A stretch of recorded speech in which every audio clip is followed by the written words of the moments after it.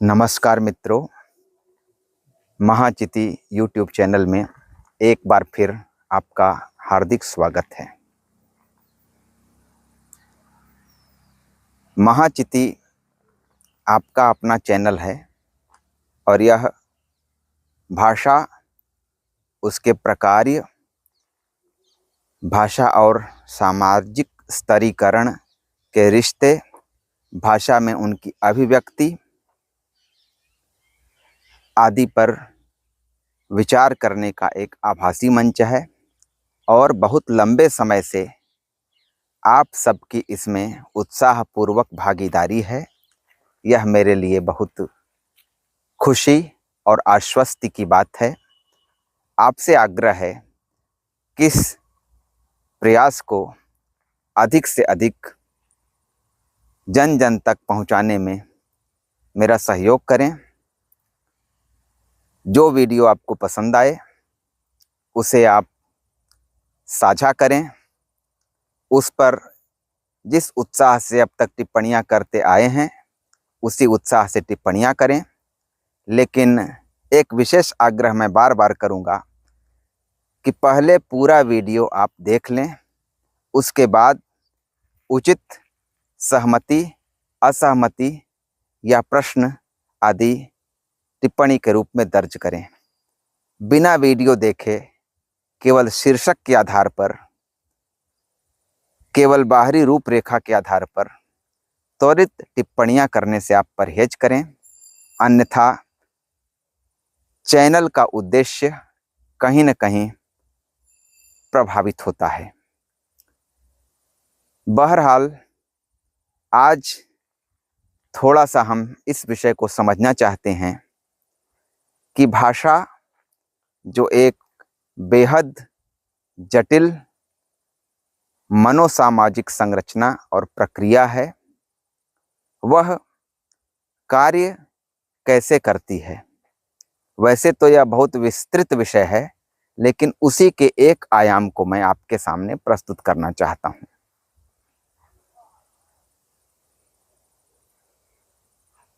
हम जानते हैं कि भाषा कम से कम दो स्तरों पर मौजूद है। एक तो समाज के हर व्यक्ति के मन में बैठी हुई एक सामाजिक संरचना की तरह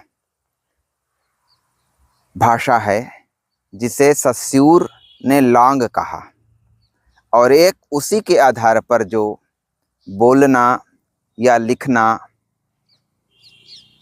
और फिर उसे सुनना या पढ़ना, इस रूप में भाषा व्यवहार हो रहा है, वह जिसे सस्यूर के शब्दों में हम पैरोल कह सकते हैं। तो लॉन्ग और पैरोल, भाषा संरचना और भाषा व्यवहार, इस तरह से भाषा की द्विस्तरीय स्थिति है। इसी को विश्व प्रसिद्ध भाषा वैज्ञानिक नोएम चॉम्स्की ने कॉम्पिटेंस और परफॉर्मेंस जैसे पारिभाषिक शब्दों से समझना चाहा है। जो हमारे मन में भाषा संरचना बैठी होती है, एक सामाजिक प्रदेय के रूप में किसी समाज के जन जन के मन में बैठी होती है, वह किस रूप में होती है। उसमें सबसे मूलभूत जो स्तर बैठा होता है वह होता है भाषा का व्याकरण। उस भाषा का व्याकरण, और वह व्याकरण कुछ नहीं, भाषा में कार्यरत नियमों का एक समवेत रूप है। उसके साथ होती है भाषा की शब्दावली। हर मनुष्य की शब्दावली अपनी होती है। शब्दों की संख्या, शब्दों का स्वरूप, शब्द और अर्थ का जो रिश्ता होता है, कहीं न कहीं एक सामान्यता लिए हुए भी हर व्यक्ति का अपना खास होता है। हर व्यक्ति समाज में इसी संरचना के तहत भाषा प्रयोग करता है। मन में बैठी हुई जो शब्दावली है किसी भाषा की, उसे वह उस भाषा के व्याकरणिक नियमों के अनुसार संयोजित करके भाषा का प्रयोग करता है, और जिसके लिए वह प्रयोग करता है वह अपने मन में बैठी हुई इसी संरचना, जिसमें शब्दावली और व्याकरणिक संरचना है, उसके अनुसार उस प्रयोग को ग्रहण करके अर्थबोध तक पहुंचता है। यह एक सरल प्रक्रिया है। लेकिन मन में बैठी हुई जो संरचना है, उसके साथ एक और चीज को जोड़ना हमें चाहिए, और वह है सामाजिक संदर्भ। यानी लांग का जो ढांचा है वह भाषा का व्याकरण, भाषा की शब्दावली और उस भाषा से जुड़े हुए सामाजिक संदर्भ। सामाजिक संदर्भ पर बार बार मैं जोर इसलिए देना चाहता हूं कि जैसे किसी प्रसंग में कौन सा शब्द इस्तेमाल करना है, यह सामाजिक संदर्भ से तय होता है, और उस शब्द का कैसे इस्तेमाल करना है यह सामाजिक संदर्भ से तय होता है। जैसे किसी व्यक्ति के बारे में कहना है, मान लिया किसी की मृत्यु हो गई, अब उस मरने वाले व्यक्ति की सामाजिक परिस्थिति से मरने को कैसे कहा जाए, यह कहा जा सकता है उसका निधन हुआ, उसका स्वर्गवास हुआ, वह मर गया, वह कुत्ते की मौत मरा, वह टपक गया, लुढ़क गया। ये सब जो तमाम प्रकार की सामाजिक अभिव्यक्तियां हैं, इसी के लिए सामाजिक संदर्भ वाली शर्त यहाँ लगाई गई है। भाषा के बहुत सारे मुहावरे होते हैं, वो सामाजिक संदर्भ की प्रतिछाया के रूप में पढ़े जा सकते हैं। तो व्याकरणिक संरचना, शब्दावली और सामाजिक संदर्भ, और इस रूप में हर व्यक्ति का लांग एक सामान्यता लिए हुए भी कुछ खास स्वरूप रखता है, व्यक्तिगत स्वरूप रखता है। मान लिया कोई व्यक्ति किसी से कुछ कहना चाह रहा हो, या बोलना नहीं तो लिखना चाह रहा हो, तो प्रक्रिया किस प्रकार घटित होती है उसके मन से, इसे हम थोड़ा सा देखें। सबसे पहले उसके मन में कुछ कथ्यों का निर्माण होता है, कथ्यों की संरचना होती है। कथ्य भाव और विचार के रूप में होते हैं। तो सबसे पहले भाव और विचार का निर्धारण होता है, फिर उसे अभिव्यक्त करने के लिए किस भाषा में उसे अभिव्यक्त करें इसका निर्धारण होता है। यह बात तब लागू होती है जब वह व्यक्ति एक से अधिक भाषाओं को जानता है। आजकल बहुतायत में ऐसे लोग मिलते हैं जो एक भाषिक नहीं, एकाधिक भाषिक होते हैं, बहुभाषिक तक होते हैं। तो हमें ये बात जो हमने मन में सोची है, भाव या विचार, उसे हिंदी में कहना है, अंग्रेजी में कहना है, संस्कृत में कहना है, संथाली में कहना है या चीनी में कहना है, इसका निर्धारण होता है पहले, और फिर उसके अनुसार उसके व्याकरण को लगाते हैं, उसकी शब्दावली को खंगाल के जो कथ्य के लायक शब्दावली होती है सामाजिक संदर्भ के अनुकूल, उसका हम निर्धारण करके मन ही मन वाक्य रचना करते हैं। और वह वाक्य रचना पूर्ण रूप में करें कि अपूर्ण रूप में, उसमें भी सामाजिक संदर्भ की भूमिका होती है। भाषा के अधिकतर प्रयोग हम देखते हैं समाज में रहने वाले जो लोग करते हैं, अपूर्ण वाक्यों के जरिए करते हैं। जैसे तुम कहाँ जा रहे हो, तो अगला बोला गया, कब लौटोगे, अगला बोला या बोली कल। तो तुम कहाँ जाओगे, गया, कब लौटोगे या लौटोगी, कल। ये 4 वाक्य हैं जिसमें पहला वाक्य व्याकरणिक दृष्टि से पूर्ण है, शेष अपूर्ण है। तो पूर्ण और अपूर्ण वाक्यों का निर्धारण भी होता है, तब जाके एक आखिरी प्रयास होता है, और वह प्रयास है बोलना, या हम लेखन माध्यम के तहत भाषा का इस्तेमाल कर रहे हैं तो लिखना।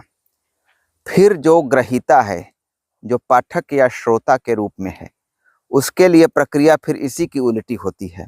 यानी सबसे पहले जो श्रोता है वह हमारी ध्वनि तरंगों को, हमारे उच्चारण को ग्रहण करता है, हमारे वाक्य को ग्रहण करता है या करती है। फिर उसका मानसिक स्तर पर वह अपने मन में बैठे हुए लांग के जरिए डिकोडिंग करने का प्रयास करता है या करती है। वो शब्द ग्रहण, वाक्य ग्रहण, व्याकरणिक नियम के तहत ग्रहण, फिर मन में बैठे हुए शब्दार्थ संबंध के तहत शब्द का अर्थ, और फिर व्याकरण के साथ मिला के वाक्यार्थ का बोध करके पहले सरल रूप में भाव या विचार का बोध वो करता है या करती है। और फिर जिस तात्पर्य के साथ वक्ता ने भाषा का प्रयोग शुरू किया था, उस तात्पर्य के साथ ही वह ग्रहण करके उसके प्रयोग को, अपनी प्रक्रिया को विराम देता है या देती है। तो यह तो एक दिशा से क्रम हुआ। अब वो अगले क्षण जो श्रोता है वो खुद वक्ता या वक्त्री के रूप में ढल जाएगा या ढल जाएगी, और इस प्रकार से फिर वक्ता श्रोता का क्रम परस्पर बदलते रहता है और भाषा का प्रयोग इस तरह से समाज में अनवरत रूप से चलते रहता है। यदि हम भाषा के उस स्वरूप को वक्ता और श्रोता में न रख के लेखक और पाठक के रूप में रखें, तो फिर इसी तरह से इस प्रक्रिया को हमें समझ लेना चाहिए। तो यहाँ एक बात ध्यातव्य है कि भाषा एक सामाजिक संरचना है, इसीलिए भाषा के किसी प्रयोग का उद्देश्य सामाजिक होता है। भाषा चूंकि स्वरूपतः सामाजिक है, भाषा का प्रयोग कोई व्यक्ति अकेले भी कभी कभार करता है, जैसे अकेले में गाता है, अकेले में अपने भय को दूर भगाने के लिए या किसी अन्यान्य मनस्थिति से उबरने के लिए अपने भी कुछ आत्मा लाभ करता है। तो यह बहुत विरल में विरल स्थिति है। भाषा का प्रयोग यह मुख्य प्रयोग नहीं है। भाषा इसके लिए नहीं है। भाषा संरचना में सामाजिक है, भाषा प्रयोजन में सामाजिक है। भाषा की परिवर्तनशीलता जो एक प्रमुख लक्षण है भाषा का, वह भी सामाजिक संदर्भ में ही परिभाषित है। हम खुद से किसी भाषा की ध्वनि को बदल दें या भाषा के अर्थ को बदल दें, भाषा की इकाई जो शब्द है उसके अर्थ को बदल दें, तो वह तब तक मान्य नहीं है जब तक कि एक खास समाज, चाहे वो समाज 100 का समाज हो या 1000 का समाज हो या 1 लाख का समाज हो, वो स्वीकार न करे। जैसे अग्नि शब्द का अग्नि एक दिन में नहीं हुआ, एक लंबी प्रक्रिया से हुआ, लेकिन जब तक अग्नि और उसके बाद अगला विकास आग पूरे समाज ने नहीं स्वीकार किया, तब तक वो ध्वनि परिवर्तन के तहत नहीं गिना गया। इसी तरह से शब्दों के अर्थ परिवर्तन को हमें समझना चाहिए। शब्दों का अर्थ परिवर्तन भी, जैसे आकाशवाणी किसी पुराने साहित्य में अज्ञात वाणी को कहते थे, लेकिन ऑल इंडिया रेडियो के लिए आधुनिक भारत में इस्तेमाल किया गया। तो यह एक पूरे सामाजिक रूप में किया गया। इसी तरह से तमाम अर्थ परिवर्तन भाषा के सब सामाजिक होते हैं। तो भाषा एक मनोसामाजिक प्रक्रिया और संरचना है। भाषा का पूरा जो तंत्र है वह सामाजिक है, भाषा का प्रयोजन सामाजिक है, भाषा का स्वरूप सामाजिक है, भाषा एक सामाजिक वस्तु है और भाषा एक परिवर्तनशील वस्तु है। आज का वीडियो यहीं तक। उम्मीद है कि जल्द ही किसी नए विषय पर या इसी विषय के अगले प्रकरण के रूप में एक नया वीडियो लेकर मैं आपके समक्ष उपस्थित होऊंगा। तब तक के लिए नमस्कार।